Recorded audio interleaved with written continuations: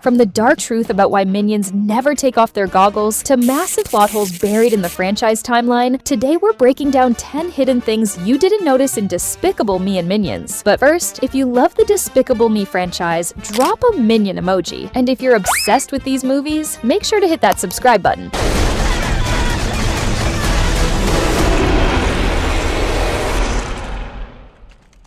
Number 1. When two minions go head-to-head, things get chaotic. Picture this. Two minions, Jerry and Phil, are stuck in a secret bomb lab with absolutely nothing to do. Boredom sets in. Jerry shoots a crumpled paper into a waste basket. Phil sees this and goes farther. He shoots from a greater distance. They're teasing each other, escalating the competition. Then, Phil finds boxing gloves. Jerry turns the floor around, revealing a hidden boxing ring. They exchange jabs and punches until their hands interlock, but the boxing match turns into a thumb wrestling competition. Still not done. They remove the gloves and start slapping each other's hands and faces. But Phil takes it to the next level. He grabs a fire extinguisher, straps it into a chair, and blasts through the lab. Jerry does the same. They're riding on falling bombs, racing to the bottom. They nearly crash into Jesus. When they stop, a piece of paper slowly falls on Jerry's head. Then the wastebasket drops nearby. They look at each other. History might repeat itself. The Minions will never stop competing. Number 2. The Minions built Agnes the ultimate motorcycle. So Agnes couldn't ride a bike properly,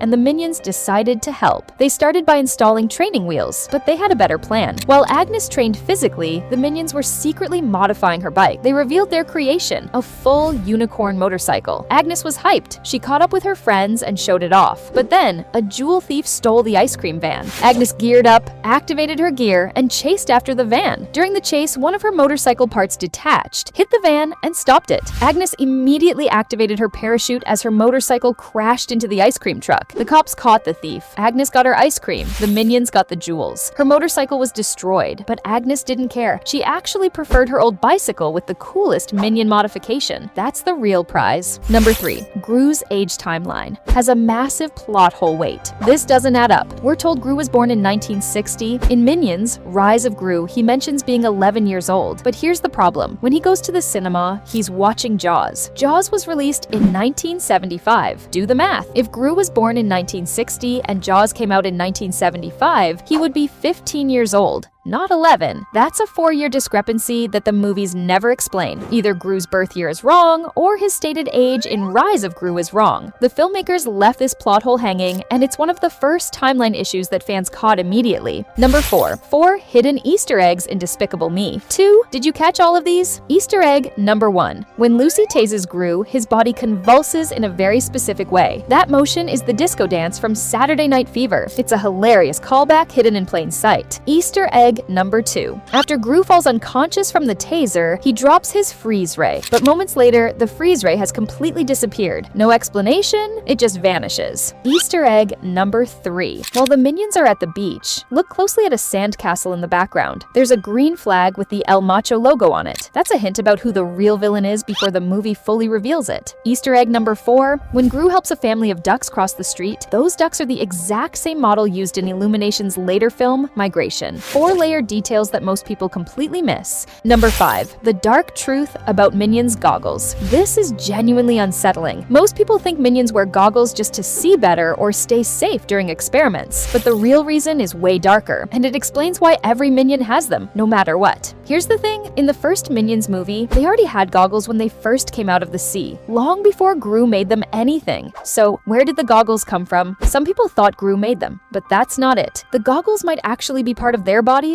but when Kevin turned purple in Despicable Me 2, Agnes screamed so hard she cracked his goggles. That means the goggles aren't part of their eyes themselves. The Minions made the goggles themselves, even before serving a master. And here's the shocking twist. One Minion pulls off another Minion's goggles, and the eye actually pops out and flops around. These goggles don't just help their vision, they literally keep their eyes in their sockets. Without the goggles, their eyes fall out. That's why they never take them off. Number 6. 2 mistakes hidden in Despicable Me 3. So there are continuity errors in Despicable Me 3 that slip past most viewers. Mistake number 1, when Clive turns the cassette tape over, he completely flips the tape to have it facing the other direction instead of just swapping to side B and keeping the tape on the left side. That's not how tapes work. Mistake number 2, when the agents go underwater to get Brat, you can spot 2 clownfish swimming nearby. These are meant to represent Nemo and Marlin from Finding Nemo. That's a cute crossover, but there's also a location error. When Gru lands on the the flying ship, the ship is surrounded by open ocean. But in the very next shot, they're right next to a beach and a big city. The ship teleports, the continuity breaks. Details like these slip through in big productions. Number 7. Agnes's ponytail is a connection to her lost mother. Everyone notices Agnes's ponytail in Despicable Me. It never changes. No matter where she goes, no matter what adventure she's on, no matter what clothes she changes into, even when she goes to sleep, her ponytail always stays exactly the same. That led fans to a deeply touching theory. What if that ponytail isn't just a style choice? What if it's her last connection to her real mother? Maybe her mother styled her hair that way before Agnes ended up at the orphanage. Maybe the ponytail is a memory she's holding onto, a physical reminder of love from someone she lost. It's not just a hairstyle, it's a way for Agnes to keep her mother close, even though she's gone. That's why she never changes it.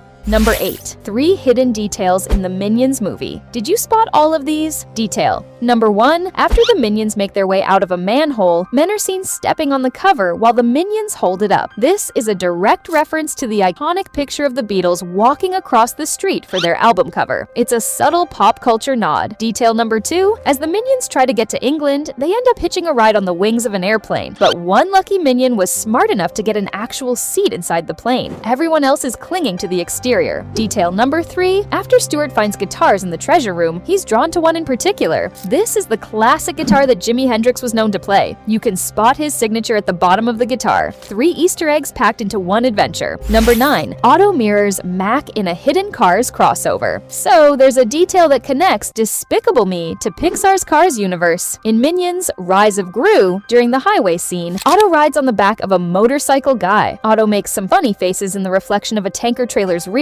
In the first Cars movie, Mac does the exact same thing. He makes the same funny faces in the reflection of a different tanker trailer's rear. Same bit, same pose, same reflection. It's an intentional callback that Pixar and Illumination snuck into both franchises, a hidden crossover that proves these studios coordinate their Easter eggs. Number 10. The Minions' evolution reveals the entire franchise timeline. Here's something wild. The Minions didn't start as servants. They evolved. The Minions actually began as single-cell organisms, and eventually evolved over millions of years. Their life goal became to serve the most evil person ever. But since there were no people initially, they served apex predators in the ocean. When they became bipedal, they served a T-Rex and directly caused his death. Cavemen came into the picture. They served one, killed him. Egypt, they served a pharaoh, killed him. Dracula, killed him. Napoleon, they potentially tilted a cannon toward him. By the time the Minions hid in an ice cave for 150 years, they were depressed and had no boss. Then it's 1968. Gru is born, but here's the problem. We're told Gru was born in 1960, but other movies place him at different ages. Plot hole number 1. 3 Minions, Kevin, Stuart, and Bob, leave the cave and travel to New York. They hear about Villain Khan and meet Scarlet Overkill. A young Gru is there too, buying weapons from Joseph Nefario. The Minions eventually serve Scarlet. Then Gru becomes their obsession, but the timeline is broken. In 1976, Gru is supposedly 11, but the math doesn't work. Plot hole gets bigger. Throughout Despicable Me 1, 2, 3, and 4, characters don't age correctly. Scarlet Overkill and Dr. Nefario are in their 90s in Despicable Me 4, yet they look almost identical to how they looked in the 1960s. Prison doesn't do that. The franchise makes money, so continuity takes a back seat. The story is iconic, but the timeline is broken. And that's it! Which hidden detail shocked you the most? A dark Minion mystery or a massive franchise plot hole? Let me know in the comments. If you want the next breakdown, hit that like button and make sure you're subscribed, because we're uncovering even more